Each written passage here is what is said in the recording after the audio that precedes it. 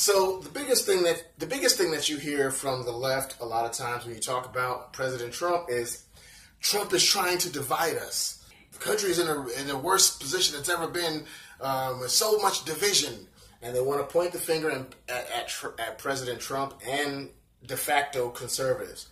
But is that really true? Is Trump actually pushing for division out of the White House? Or is it just a rhetoric that they're speaking when they're the ones that are actually creating and perpetuating the division? I think you know the answer.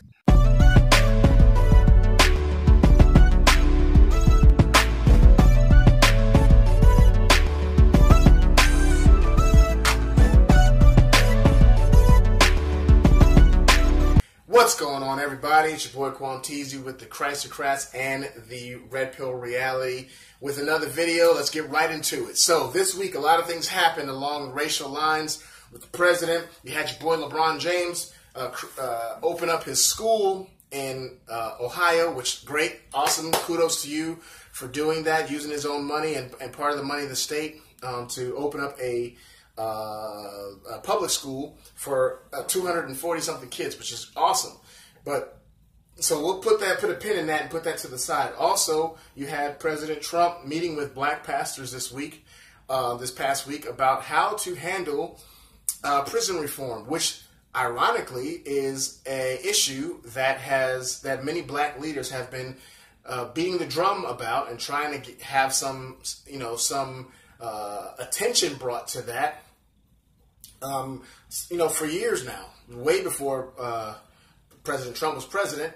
And so then we have the reaction to some of the things that Trump has done. So people were freaking out and losing their nugget over black pastors coming to meet with President Trump. This is the guy that is supposed to be trying to divide us. So he brings up people who potentially are against him, brings a lot of them in to talk about prison reform. Now, he's not going to gain anything from that. Think about it. Black people, we are the 13% of the population.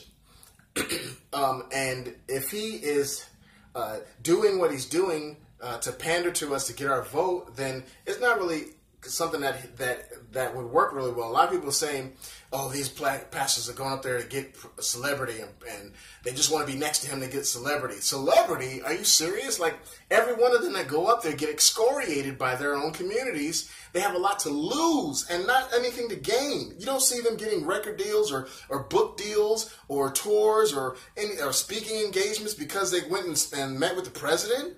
You don't see that happening. They have nothing but attacks that come after them. Look at what's happened to John Gray. John Gray, everybody loved John Gray that knew him and see him, but then he goes up to meet with the president to talk about something that black people are always complaining about, which rightly so, but talking about, and when they go up there to talk to him about one of the very things that we want fixed. And then they excoriate him all up and down the block. Like, this is ridiculous. You can't please everybody. You can't please hardly any of these leftist, liberal, black people or white people or whoever is on that side. You cannot please them because they don't want peace. That's the problem. They're over here talking about he's dividing the country when they're the ones that are doing the dividing and keeping the dividing up. And guess what? I want to let y'all know that this is supposed to happen. This is exactly what will happen when truth is introduced to a bunch of lies. What it does is truth and the righteous way ends up dividing between those who are on one side and those who are on the other side. Those who are willing to step back and come to the table of peace and compromise, and those who just want you out of the way. It separates and it starts to expose that. I mean, I had an exchange with somebody on YouTube, on Facebook, where, they were saying that Trump is dividing us and that, the statement that the black pastor made that he is the most pro-black president that he's seen in his lifetime, that's a preposterous statement and it's crazy. And I said, well, why? I just asked him why. Well, why is it preposterous? Why? Who else has been shown more for black people in the recent history? And he could not. Well, he named Carter, and he named Clinton. He named Clinton, and Obama. And then I pressed him a little bit, and I said, well, what legislation did Obama do that helped black people? What did Clinton do, especially in light of labeling black men as super predators and creating stop and frisk and all the stuff the Clinton Foundation has done to Haiti, and just really, I just said, well, what about that? I didn't know much about Carter, what Carter has or has not done, but he did not want to engage. He said, well, I don't know you. And obviously, this is the tactic that they use. When they can't answer, they say, well, obviously, you don't know what the facts are, so you got to go look up yourself. I'm not going to talk to you about it. What? Really? That's a cop-out. That's because they don't know what they're talking about. So what I see happening is we're getting frustrated and angry over, why, because we come to the table thinking that they want to have a discussion, that they want to have peace, that they want to, and the division is something that we don't like to feel or touch or be around because it's not pleasant, but it's inevitable. It's inevitable. So embrace it. Know that. Here's what you need to do. What I suggest you do is be aware of everything that's going on. Make sure that you are well educated on it. Do not respond in emotion to these people, and you only debate with them when there's others around that may be reading, that may be on the fence or not. Don't let them goat you or bait you into name calling and to stooping to their level. You can put them in their place without being like them, because then if you don't keep your light shining, then we become just like them and we get thrown into the pot with them. So we need to rise above and be who we are, above the fray, and really keep on hammer facts, and understand that this divide is something that is supposed to happen. It's a natural outcropping. And if you trust God and don't trust in any party, and you trust in God and this guy right here, then your way will be straight no matter what happens. But I'm going to tell you, everybody tries to quote scripture at you on the left when it's convenient to them. But let me tell you something, what Jesus said about being, our world is supposed to be peaceable, and we're upset about being the division. I'm going to read something real quick to you. Jesus said this in Matthew chapter 10. You can go to it if you want to later on in 34. Jesus said, do not think that I have come to bring peace to the earth. What? Jesus didn't come to bring peace? What? But he's the Prince of Peace, but not on this, in this earthly realm. He didn't bring that on. He didn't come to bring peace in this earthly realm. He says, I have not come to bring peace, but a sword. Sword cuts. For I have come to set a man against his father, and a daughter-in-law against her mother-in-law, and a person's enemies will be those of his own household. Aren't we seeing that? Isn't that descriptive of a civil war? And it goes on and talks about it. And that was in reference to, if it's in context, that's in reference to him believing on him as the Savior of the world, and all that entails. And part of that, an extension of that entails believing that God is who he said he is. And part of that is believing that he's created every man in his own image and our rights come from him.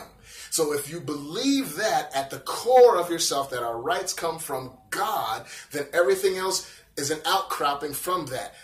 Taxes and criminal justice and abortion and all the political things that we deal with stem from whether you believe in your heart of hearts that God created us and our rights come from him. Therefore, all the rules of life outcrop from there, or you believe that rights come from government or from how we as humans decide things go, that moral relativism. And so understanding that when you believe one way or the other, that divide is going to happen. So what do?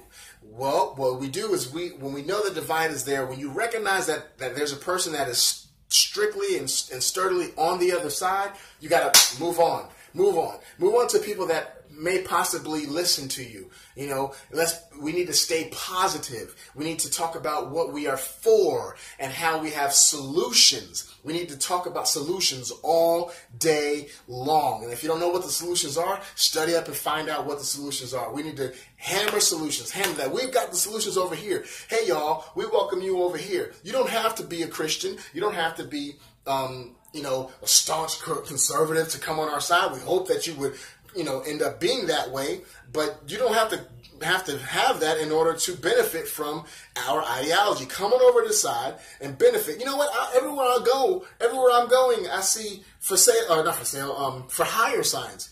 The proof is in the pudding. When Trump did the tax stuff, I got more money in my checks every week. I mean, the proof is in the pudding. People are getting released from jail that could have been released when Obama was president, and he ignored it. We got North Korea chilling the heck out and towing the line, and we got them in check a little bit. People are recognizing, oh, wait a minute, America not playing no more. We got a maverick in the White House. We don't know what he gonna do, but there's a lot that can be said. But if you are upset about the division that you feel, just settle it in your heart that it's supposed to be here, and you are on the side of right, and you're on the side that actually cares for people, that cares enough to want to give them actual solutions that will work, not just platitudes, and not just I'm angry and I'm complaining and all that. LeBron James, I wish that the president would have kind of took another route, but LeBron James started it.